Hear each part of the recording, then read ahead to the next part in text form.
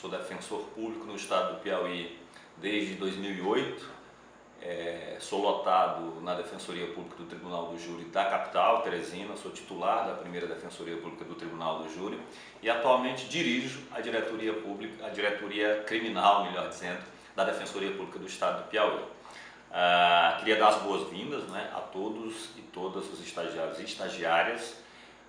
Inicio dizendo a vocês que vocês estão ingressando num estágio fantástico, sob vários aspectos, pela possibilidade de aprendizagem que oferece e talvez o mais importante, pela possibilidade de contato com o nosso público-alvo, que exige uma série de características que nós vamos precisar forjar e aqueles que já as têm, melhor ainda, certamente vão adorar. O público-alvo da Defensoria Pública, como vocês devem supor já, é a população carente. O artigo 5º, 74 da Constituição Federal cria como direito fundamental o direito à assistência jurídica ampla e restrita e integral para as pessoas que não podem custear as despesas da justiça, integralmente consideradas, honorários de advogado, taxas, etc. Essas pessoas têm direito à assistência judiciária pública, a um sistema público de assistência.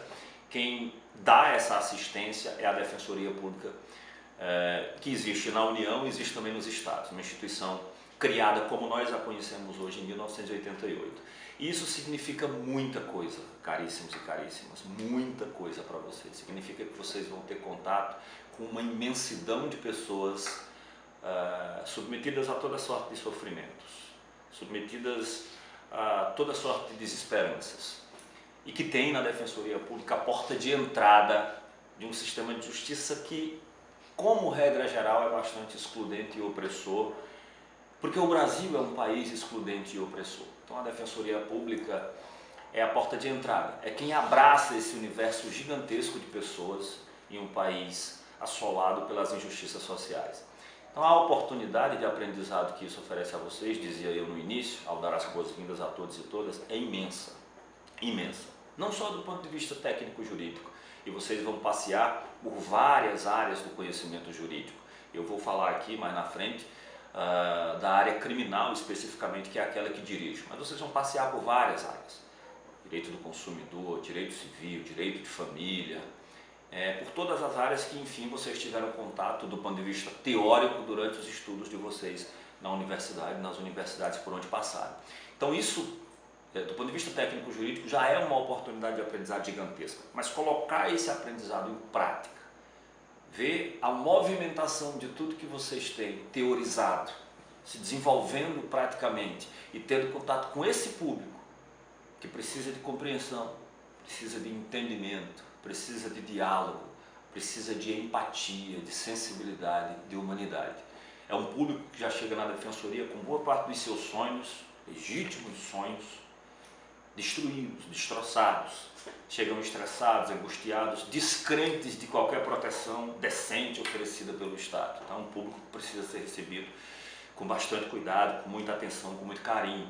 A Defensoria Pública tem que ser uma nota diferente. A Defensoria Pública tem que ser uma instituição acolhedora antes de qualquer coisa. Uma instituição que não seja meramente burocrática. Desburocratize a sua atuação e receba o nosso público-alvo de maneira humanizada. Então, para vocês, estagiários e estagiárias, no início das vidas profissionais de vocês, isso é uma possibilidade de aprendizado extraordinária, extraordinária. Eu sempre lutei aqui na Defensoria Pública, junto com inúmeros outros colegas e outras colegas, para que os estagiários tivessem um tratamento condigno, inclusive do ponto de vista financeiro, porque isso é importante. Mas eu sempre digo também que o aspecto financeiro no estágio não é o mais importante. É importante, mas não é o mais importante. É o início da vida profissional e é uma possibilidade gigantesca de aprendizado de vida. Então pensem nisso. Pensem no estágio da Defensoria Pública como uma possibilidade de se tornarem seres humanos melhores, mais atentos para a angústia, para a dor do outro. E a Defensoria Pública precisa ser essa instituição, é o que a Constituição quer dela, precisa ser essa instituição democrática e mais próxima dessas pessoas. É essa a sua razão de existir, é isso que nos legitima do ponto de vista constitucional. Pois bem, queridos e queridas, dito isso inicialmente para saudá-los e para saudá-las, eu disse no início que dirijo atualmente as defensorias públicas criminais da capital, que se aglutinam em torno de uma diretoria específica na Defensoria. A Defensoria, como instituição administrativa, é formada pela Defensoria Pública Geral, Subdefensoria, Corregedoria e as diretorias, né, que coordenam a atuação dos defensores nas diversas áreas em que nós atuamos. Pois bem, eu dirijo a diretoria criminal, que engloba, compreende 14 defensorias públicas criminais, né? Nós temos desde a primeira até a 14ª defensorias públicas criminais, as 4 últimas criadas recentemente, e essas defensorias públicas atuam junto às varas criminais da capital. Além dessas defensorias todas que falei, esses órgãos de atuação que chamamos, compostos por um defensor público, ou mais de um, a depender da estrutura daquela defensoria, uma assessoria e os estagiários, tanto bolsistas quanto voluntários. Nós temos também previsão de estágio voluntário. Então essa é a estrutura básica de uma defensoria pública, um órgão de atuação da Defensoria Pública do Estado. Na diretoria criminal, como já falei para vocês, nós temos 14 defensorias públicas criminais, temos mais 4 defensorias públicas em torno da coordenação do Tribunal Popular do Júri. São 4 defensorias do júri, primeira titularizada por mim, segunda, terceira e quarta defensorias públicas. Eu inclusive estou no exercício das minhas funções, né? Sou diretor criminal, mas estou no exercício das funções como titular da primeira defensoria pública do Tribunal do Júri da comarca da capital de Teresina. Além dessas defensorias, nós temos mais 6 defensorias públicas vinculadas a uma coordenação da diretoria criminal, que é a coordenação das defensorias públicas do sistema prisional. Temos da primeira à 6ª defensorias públicas do sistema prisional, que são defensorias que atuam nas audiências de custódia e atuam na execução penal, na execução criminal. Basicamente atuam no sistema prisional. As audiências de custódia são aquelas audiências em que a pessoa presa em situação de flagrante é apresentada imediatamente a um juiz, estão suspensas inclusive nesse momento em razão da pandemia, mas em circunstâncias normais é isso.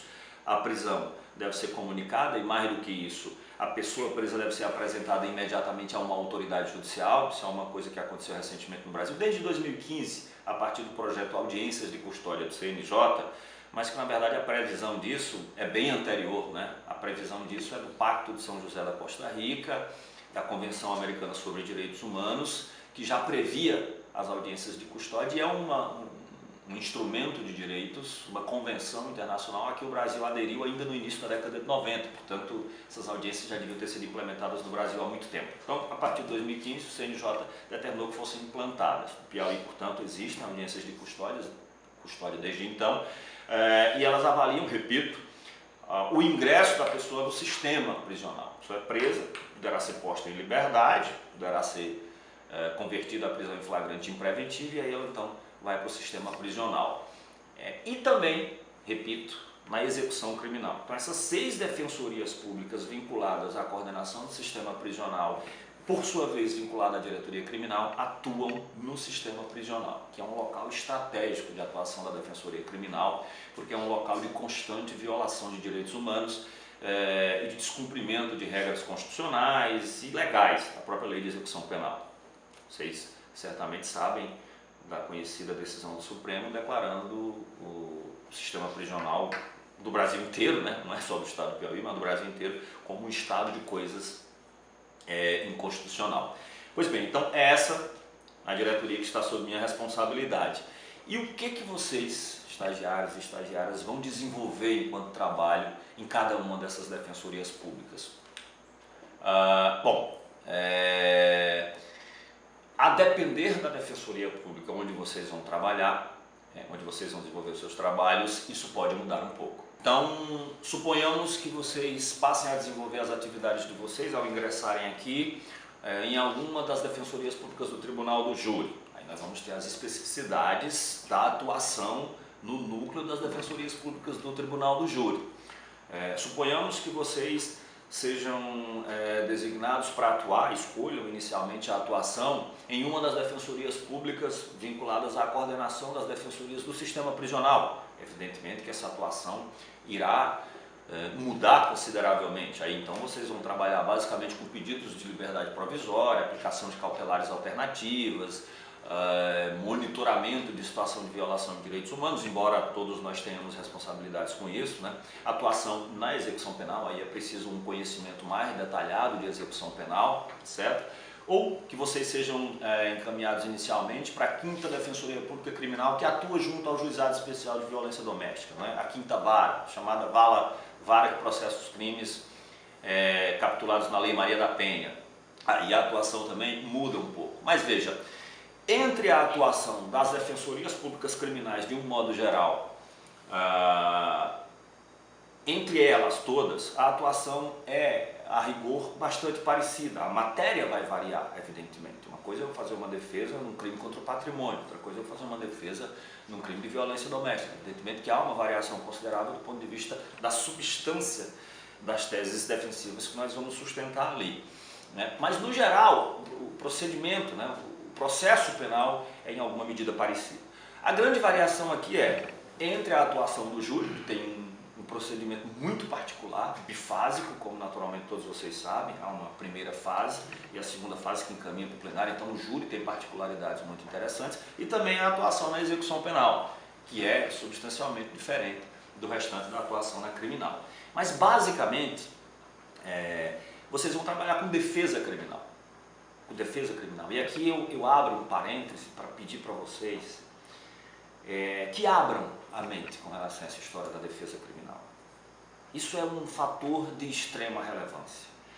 A Defensoria Pública é uma instituição contraintuitiva, contramajoritária. O que é ser contraintuitivo? O que é ser contramajoritário? O que você está dizendo aí, Dácio? Eu estou dizendo para vocês que nós não podemos trabalhar com as ideias de defesa criminal, de sistema de justiça, com as quais trabalha o senso comum. Eu não posso enxergar a defesa criminal como algo indigno. Eu não posso enxergar a defesa criminal como algo que aponta para uma suposta impunidade, como diz o senso comum, como diz a imprensa sensacionalista, né, que adora defender violência, tortura e morte. Esse é um discurso muito comum, um discurso que tomou muita força no Brasil, mas é um discurso medieval. É um discurso absolutamente insustentável no Estado democrático de direito. É preciso que vocês compreendam que a nossa atuação no âmbito da Defensoria Criminal implica na defesa intransigente de um direito constitucional fundamental. Então eu dizia para vocês que um aspecto fundamental é que a gente rechace completamente o senso comum. Que a gente não enxergue a defesa criminal como algo menor, algo indigno, algo que tem qualquer relação com essa ideia sensacionalista de impunidade, segundo desinforma, né, a mídia, a crônica policial de 5ª categoria. Então precisa a gente fugir disso, precisa a gente entender que a defesa criminal é uma exigência do Estado democrático de direito. Toda e qualquer pessoa, independente do que fez, merece, do ponto de vista técnico-jurídico, uma defesa digna desse nome. Nós não estamos aqui, defensores, defensoras, estagiários e estagiários da Defensoria Pública, para fazer julgamentos morais das pessoas que nos procuram para fazer suas defesas. Nós temos, evidentemente, a nossa carga de valores ético-morais, que isso é uma questão subjetiva de cada um e nós temos que respeitar. Mas a Defensoria Pública é uma instituição constitucionalmente obrigada a fazer a defesa firme, tecnicamente embasada, comprometida daquelas pessoas que nos procuram. Qualquer julgamento moral, qualquer negligência com a defesa dessas pessoas terá sido uma falta funcional de qualquer pessoa que aqui trabalha. Defensor público, defensor, assessor, estagiário, estagiária. Então é muito importante que para a gente superar, para aquelas pessoas que eventualmente precisem superar, essa visão estigmatizada da defesa criminal, que a gente se aprofunde nos estudos, especialmente de criminologia crítica. que a gente procure autores que fujam desses manuais que normalmente circulam no mercado. A Defensoria Pública também vai ser uma oportunidade de aquisição de consciência crítica por parte de vocês, porque infelizmente os cursos nem sempre oferecem isso, nem sempre. É comum que nós recebamos estagiários com muita boa vontade, mas sem as ferramentas teóricas necessárias para compreender o que é a Defensoria Pública e o que é a defesa criminal. Chegam aqui para desenvolver praticamente os seus conhecimentos, mas às vezes até do ponto de vista teórico há uma incompreensão do que é o Estado democrático de direito e do que é a defesa criminal. Então, a primeira coisa que eu peço a vocês, entendeu? De coração aberto, e peço até pelo amor de Deus, é isso. Fujam do senso comum, fujam dos manuais do direito processual penal e do direito penal fast food, né? Como diz o professor Lênin Streck. Então fujam disso. Depois, o desenvolvimento dos trabalhos da escola, e isso já é parte de um trabalho maravilhoso feito pela escola, de fazer um curso de iniciação a vocês que estão chegando na Defensoria Pública, nós vamos estar aqui à disposição de vocês, os colegas defensores públicos que atuam na criminal, sempre tem essa preocupação de orientar os estagiários também do ponto de vista pedagógico, de orientar bons livros, né, de discutir as teorias, de trazer o que os estagiários têm de teoria para aplicação prática e rediscutir, reconstruir uma série de conceitos estigmatizados com os quais o sistema de justiça criminal trabalha, que acabam impactando todo mundo, com vocês não é diferente. Então, basicamente, o trabalho da criminal, da diretoria criminal da Defensoria Pública, senhores e senhoras, é esse: fazer a defesa criminal. Evidentemente que não é o único, né? A Defensoria Pública, vocês podem pegar a base normativa que cria a Defensoria Pública, que diz qual é a nossa missão constitucional e legal, ela está lá na Constituição Federal, vocês podem dar uma lida no artigo 134 da Constituição, que é dedicado exclusivamente à Defensoria Pública. Podem dar uma olhada também no artigo 5º, inciso 74, que vai falar do direito à assistência jurídica integral e gratuita pública, né? A Lei Complementar 80/94, que vai criar a Defensoria Pública da União e estabelecer regras para a criação e instituição das Defensorias Públicas do Estado, e aí vocês já vão ter uma noção bem precisa da nossa atuação criminal, assim como de todas as outras, e a nossa Lei Complementar Estadual, Lei Complementar Estadual 059 de 2005, que repete muita coisa da Complementar Federal. Aliás, essa Lei Complementar 80, que é a lei que, repito, cria a Defensoria Pública da União e estabelece as regras fundamentais para a criação das Defensorias Públicas do Estado, ela foi alterada substancialmente em 2009, por meio da Lei Complementar 132, que alterou profundamente essa lei. Transformou que a Defensoria, do ponto de vista constitucional já era, mas hoje está expresso, tanto na Constituição quanto na lei, numa instituição indispensável à administração da justiça, promotora dos direitos humanos e educadora para o regime democrático. Vejam a importância, o tamanho da Defensoria Pública e a importância de que ela seja fortalecida e compreendida. E vocês, estagiários e estagiárias, são parte fundamental, né, dessa missão muito bonita a ser desempenhada pela Defensoria Pública. E no dia a dia é isso. Vocês vão, por exemplo, no júri, né, onde eu atuo, vocês vão lidar ali nós vamos receber a denúncia, né, o processo, aliás, depois de oferecida a denúncia, o acusado vai ser citado, e aí se está preso ou solto, isso faz toda a diferença em relação à atenção do processo. Se estiver preso, evidentemente que nós vamos dar mais atenção, vamos cumprir rigorosamente todos os prazos. A gente já cumpre, né? Evidentemente em circunstâncias normais, mas aí então a gente vai peticionar antes do prazo, se for possível, porque nós estamos falando de uma pessoa presa, que é uma medida de exceção quando se prende antes da condenação, porque a Constituição estabelece uma coisa chamada presunção de inocência, que a gente aprendeu a banalizar no Brasil.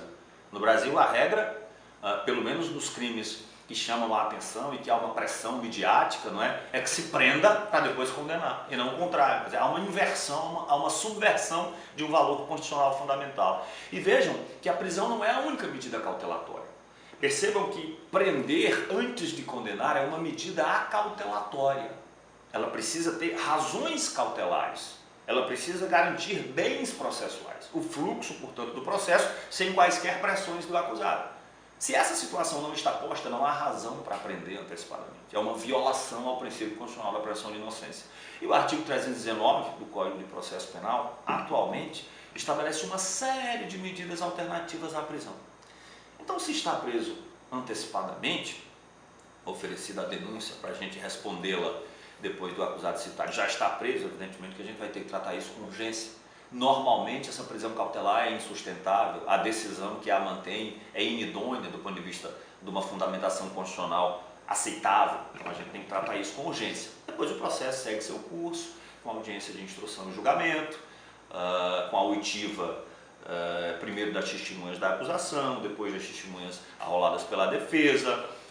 Em primeiro lugar, a vítima é ouvida, eu estou falando do procedimento ordinário, essa é uma regra geral para a grande maioria das defensorias públicas criminais. Não é? Depois de tudo isso, o acusado é ouvido, alegações finais que a lei diz que tem que ser oral, né, ou orais como regra, mas é comum que sejam convertidas em memoriais, porque são várias audiências acontecendo pela manhã e aí às vezes não dá para fazer essas alegações orais. As alegações são convertidas em memoriais, a gente faz por escrito, os estagiários confeccionam essas peças juntamente com defensores, assessores, a gente corrige, orienta para as teses, segue o curso.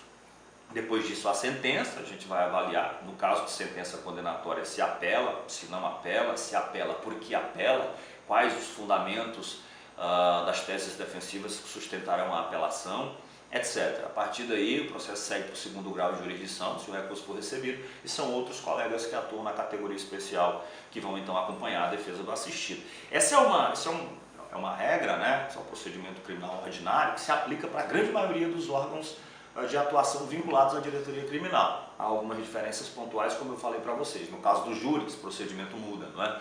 Porque a primeira fase é praticamente igual ao que eu acabei de falar. Só que aí há uma sentença que é um divisor de águas no júri, né? Vocês sabem, que é a sentença de pronúncia, que pode ser de impronúncia, desclassificação, etc. Mas havendo pronúncia, abre-se uma outra fase no júri. Abre-se o que nós chamamos de fase de plenário. Então aí rol de testemunhas, né, para o plenário do júri, o processo vai ser preparado e no plenário do júri atua exclusivamente o defensor público. No júri nós tivemos uma experiência muito interessante que alguns estagiários e estagiárias quiseram ir para a tribuna do júri com o defensor público. Isso aconteceu e nós achamos isso maravilhoso, inclusive, achamos que os estagiários foram bastante proativos, né? Porque o júri é um espaço de muita tensão, né? Sobretudo plenário, mas os estagiários quiseram ir, estagiárias quiseram ir, e nós conseguimos que os juízes que presidem as varas do júri em Teresina autorizassem, né? Então não poderiam ir só, mas foram, inclusive falaram, dividiram, né, parte da fala com o defensor público, então foi uma experiência bem interessante.